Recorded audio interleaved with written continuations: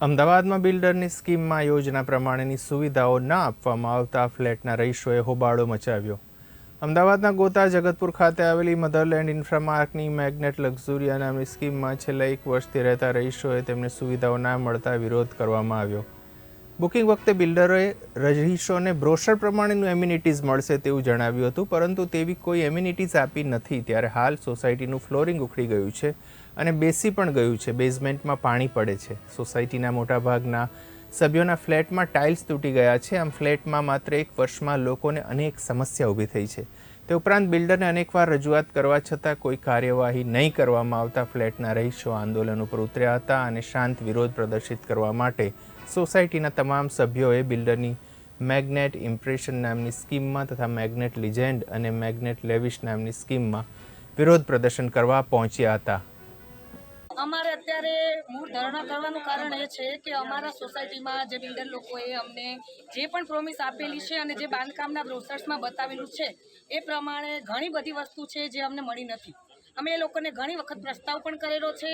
એણે હંમેશા અમારી વાતો ટાળવાનો પ્રયત્ન કરેલો છે।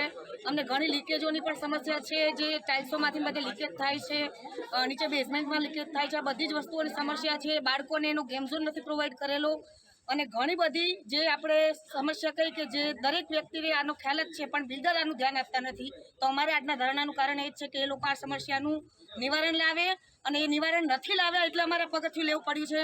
નહીંતર અમારા પગથિયું લેવાનું કોઈ જ જરૂર નથી, પણ એમને જેવો રિસ્પોન્સ આપેલો છે એ રિસ્પોન્સનો અમે આ જવાબ આપેલો છે અને હજી જો એ લોકો જવાબ નહીં આપે તો અમે આનાથી આગળ જઈને થતા દરેક પ્રયત્ન કરીશું। અમે આ ગોતા જગતપુર ખાતે મધરલેન્ડ ઇન્ફ્રામાર્કની જે મેગ્નેટ લક્ઝુરિયા સ્કીમ છે તેમાં છેલ્લા 1 વર્ષથી રહીએ છીએ।